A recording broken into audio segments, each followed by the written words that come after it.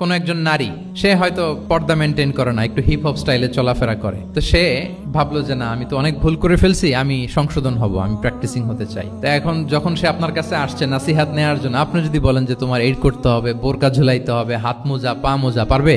এ বলবে আগে যা ছিলাম ভালোই ছিলাম। তাকে একটু একটু করে বোঝাতে হবে, মানে এই হেজাব এটা কেন, হ্যাঁ, কাভারিং আওরা এটা কেন, কেন এটা করতে, এটা বেনিফিটটা আগে বুঝালেন যে Islam consider women as a queen, নারীকে ইসলাম কি হিসেবে কনসিডার করে? রানী হিসেবে। তো রানীর তো একটা ড্রেস কোড থাকবে, স্পেশাল পোশাক থাকবে, এগুলো বুঝাবেন। সে যাতে একটু নিজেকে গুছিয়ে চলে, শুরুর দিকে আপনি এই বার্তা দিতে পারেন যে একটু গুছিয়ে চলতে হবে। এরপর একটু শালীন পোশাকে যেন সে অভ্যস্ত হয়, এটা বললেন। সে যখন শালীন পোশাকে অভ্যস্ত, তারপরে হেজাবের ফজিলত বললেন, সে যেন হেজাব পরে। যখন সে হেজাব পরে, এরপরে তাকে নেকাবের কথা বললেন। এইভাবে আস্তে আস্তে তাকে বোঝাতে হবে। কিন্তু একবারে যদি সব চাপিয়ে দেন, বলেন তো আওয়াজ করে, সে কি ওটা রিসিভ করতে পারবে? কারণ এই যে গ্রাজুয়ালিটি আর তাদাররুজ, এই সিস্টেমটা আপনি ভায়োলেট করেন নাই। একটু একটু করে বললে এটা মানুষের ফিতরাতের সাথেও যায়, তার নেচারের সাথেও যায়।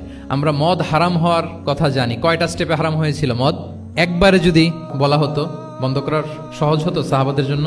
হতো না। অনেকে আছে দেখবেন যে চেইন স্মোকার, তো যে চেইন স্মোকার, আপনি যদি বলেন যে এটা হারাম, আজকেই তোমার বাদ দিতে হবে, হারাম, এটা খেতে পারবে না, পারবে?